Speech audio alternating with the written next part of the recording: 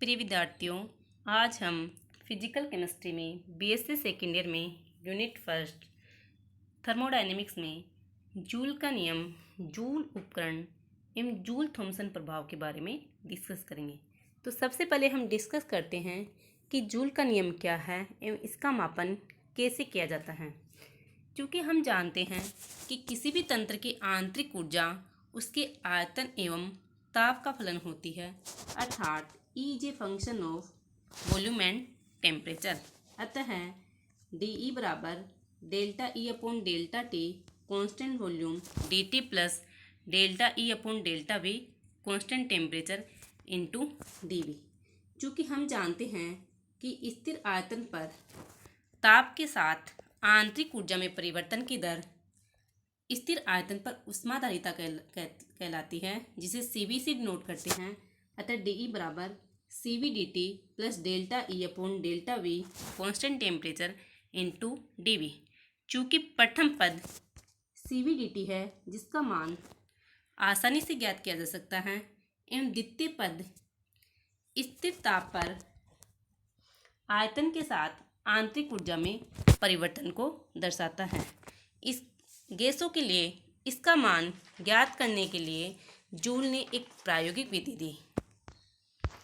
इसके लिए जूल ने जूल उपकरण की सहायता से समझाया। ये एक जूल उपकरण है जिसमें दो बल्ब ए व बी लगे हुए हैं तथा दोनों बल्बों को एक जल स्थिर तापी में रखा जाता है। स्थिर तापी में एक विलोडक एस व एक सुग्राही थर्मामीटर टी लगा हुआ है। चूँकि प्रयोग के प्रारंभ में बल्ब ए में कोई गैस भरी हुई है तथा बल्ब बी में निर्वात है। इस अवस्था में स्थिर तापी का प्रेक्षित ताप T है तथा जैसे ही स्टॉप कोर को खोलते हैं, गैस का बल्ब ए से बल्ब बी में प्रसार होता है तथा गैस दोनों बल्बों में समान रूप से भर जाती है। चूँकि जूल के अनुसार प्रारंभिक ताप व प्रयोग के बाद का ताप समान होता है। चूँकि बल्ब बी में निर्वात या खाली है, अतः ऊष्मागतिकी के अनुसार बल्ब बी में गैस का प्रसार शून्य प्रतिरोधी दाब के विरुद्ध होता है। अतः गैस के प्रसार में गैस को कोई कार्य नहीं करना होता है, अर्थात कार्य का मान शून्य होता है। एवं जल का ताप स्थिर है एवं जल परिवेश है तथा तंत्र बल्ब ए व बी हैं, अतः तंत्र व परिवेश के मध्य ऊष्मा का विनिमय नहीं होता है। अतः इस स्थिति में Q का मान शून्य होता है। चूँकि हम जानते हैं कि ऊष्मागतिकी के प्रथम नियम से डेल्टा E बराबर Q प्लस W, जो कि आंतरिक ऊर्जा, ऊष्मा व कार्य में संबंध को दर्शाता है। अतः W बराबर 0 एवं Q बराबर 0 रखने पर हमें डेल्टा E बराबर 0 प्राप्त होता है। अतः जूल के प्रयोग में डेल्टा E बराबर 0 एवं डेल्टा T बराबर 0 प्राप्त होता है। अतः समीकरण 2 से प्रथम पद CVDT का मान 0 होगा। अतः समीकरण 2 से delta E upon delta V constant temperature DV बराबर 0 प्राप्त होगा, जिसे समीकरण 3 से डिनोट किया गया है। क्योंकि हम जानते हैं कि यदि गैस का प्रसार होता है तो उसके आयतन में परिवर्तन होता है, अतः dV इजकल टू नॉट 0। अतः समीकरण 3 से delta E upon delta V constant temperature बराबर 0 प्राप्त होगा। यही जूल का नियम कहलाता है और इससे स्पष्ट है कि यदि गैस का स्थिर ताप पर प्रसार किया जाए तो आयतन में परिवर्तन के साथ गैस की आंतरिक ऊर्जा में कोई परिवर्तन नहीं होता है। इसे ही जूल का नियम कहते हैं। जूल के नियम को इस प्रकार भी डिफाइन कर सकते हैं कि स्थिर ताप पर आदर्श गैस की आंतरिक ऊर्जा आयतन पर निर्भर नहीं करती है, अर्थात आदर्श गैस के लिए आंतरिक ऊर्जा केवल ताप का फलन होती है, अर्थात E is a function of temperature. इसे जूल का नियम कहते हैं। चूँकि हम जानते हैं कि स्थिर ताप पर आयतन में परिवर्तन के साथ आंतरिक ऊर्जा में परिवर्तन को आंतरिक दाब कहते हैं। चूँकि आदर्श गैस के लिए delta E upon delta V constant temperature 0 होता है, अतः आदर्श गैस का आंतरिक दाब 0 होता है। परंतु वास्तविक गैसों के लिए delta E upon delta V constant temperature का मान ज्ञात करने के लिए जूल गुणांक को परिभाषित किया गया है। अतः delta T upon delta V constant energy बराबर म्यू जे। चूँकि आदर्श गैस के लिए जूल गुणांक 0 होता है, अतः यथायथ अवकल समीकरण से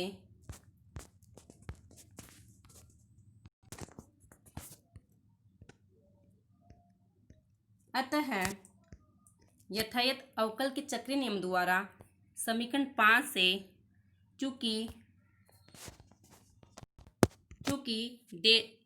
स्थिर आयतन पर ताप के साथ आंतरिक ऊर्जा में परिवर्तन Cv से डिनोट किया जाता है तथा स्थिर आंतरिक ऊर्जा पर आयतन के साथ ताप में परिवर्तन को जूल गुणांक द्वारा परिभाषित किया जाता है। अतः इनके मान रखने पर स्थिर ताप पर आयतन के साथ आंतरिक ऊर्जा में परिवर्तन का मान delta E upon delta V constant temperature बराबर -Cv म्यूजे प्राप्त होता है, जिसे समीकरण 6 से डिनोट किया गया है। अतः वास्तविक गैसों के लिए समीकरण 6 से डेल्टा स्थिर ताप पर आयतन के साथ आंतरिक ऊर्जा में परिवर्तन को ज्ञात किया जा सकता है। समीकरण 2 dE बराबर Cv dt plus delta E upon delta V constant temperature dV का स्थिर ताप पर समाकलन करने पर हमें E1 से E2 डी बराबर 0 प्लस V1 से V2 delta E upon delta V constant temperature dV प्राप्त होता है।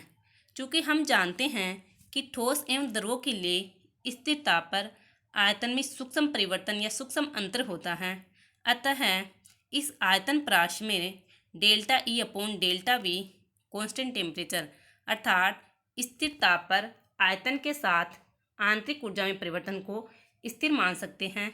अतः dE का E1 से E2 प्रास में समाकलन बराबर delta E upon delta V constant temperature dV V1 का V1 से V2 में समाकलन।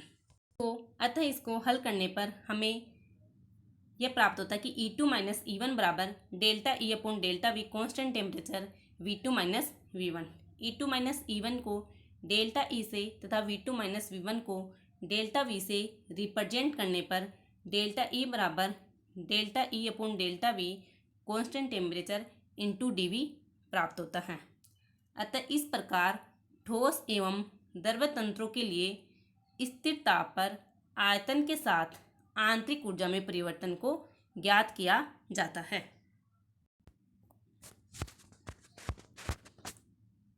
चूँकि स्थिर ताप पर आयतन के साथ आंतरिक ऊर्जा में परिवर्तन तथा डेल्टा V का गुणनफल 0 प्राप्त होगा, क्योंकि डेल्टा V बराबर 0 है, जो कि ठोस एवं द्रवों के लिए होता है। अतः इन दोनों का गुणनफल 0 प्राप्त होगा, अतः डेल्टा E बराबर 0।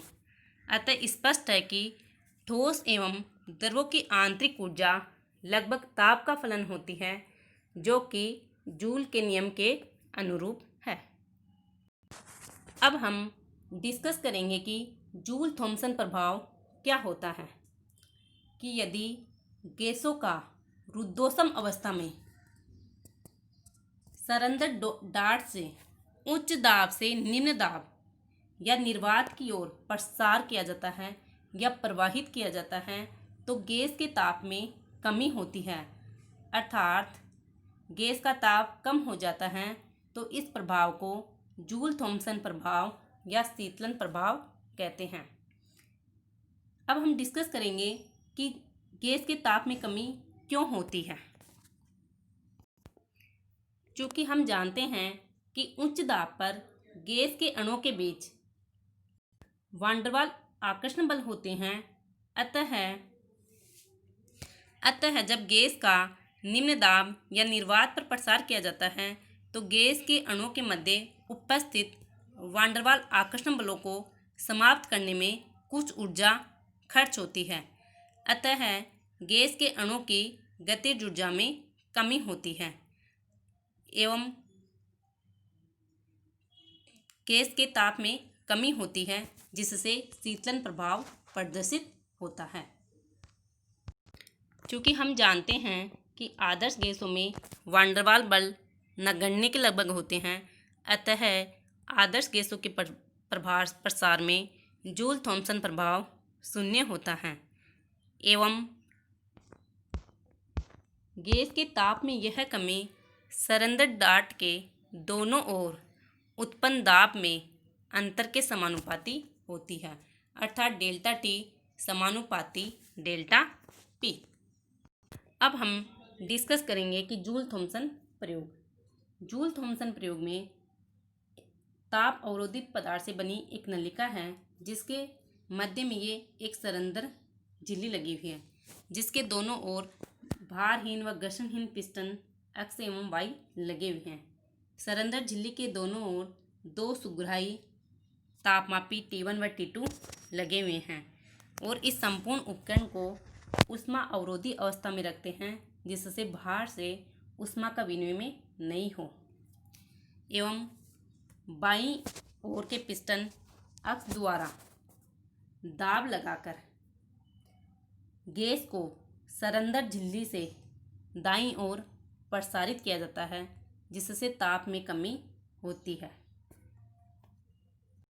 माना कि एक गैस सरंध्र डाट तथा पिस्टन अक्ष के मध्य भरी हुई है, जिसका आयतन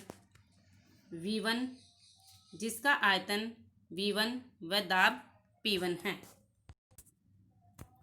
अब इस गैस को धीरे धीरे पिस्टन अक्ष द्वारा सरंध्र डाट से पिस्टन Y की ओर सरका दिया जाता है, जिससे गैस का आयतन V2 व दाब P2 हो जाता है। अतः पिस्टन अक्ष पर किया गया कार्य बराबर P1 dV V1 से 0। चूँकि पिस्टन अक्ष को सरकाने पर संपीड़न होता है, अतः इस अवस्था में संपीड़न में गैस द्वारा किया गया कार्य बराबर माइनस P1 V1 एवं पिस्टन Y द्वारा किया गया कार्य P2 dV का 0 से V2 में समाकलन करने पर। अतः इस स्थिति में प्रसारण होता है, अतः प्रसारण में गैस द्वारा किया गया कार्य P2 V2 होगा। अतः दोनों पिस्टनों द्वारा या गैस द्वारा किया गया कार्य P2 V2 minus P1 V1 होगा।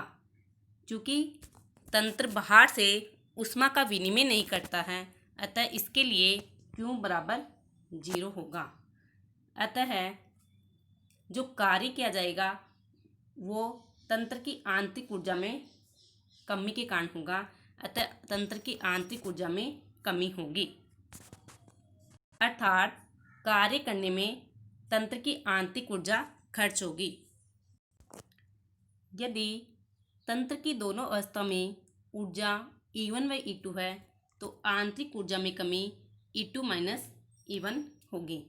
अतः ऊष्मागतिकी के प्रथम नियम से डेल्टा E बराबर Q माइनस W, अर्थात E2 माइनस E1 बराबर minus P2 minus P1 minus P1 minus P1 into V1। अतः P2 V2 माइनस P1 बराबर E1 माइनस E2। इसको अरेंज करने पर P2 V2 प्लस E2 बराबर P1 V1 प्लस E1। चूँकि हम जानते हैं कि आंतरिक ऊर्जा प्लस एवं दाब आयतन ऊर्जा का योग एंथैल्पी के बराबर होता है, अतः H2 बराबर H1 या H2 माइनस H1, जिसे डेल्टा S से डिनोट किया जाता है, बराबर 0। अतः अर्थात एंथैल्पी में परिवर्तन 0 है। अतः किसी वास्तविक गैस का रुद्धोष्म अवस्था में प्रसार होने पर तंत्र की एंथैल्पी स्थिर रहती है या तंत्र की एंथैल्पी में परिवर्तन शून्य होता है।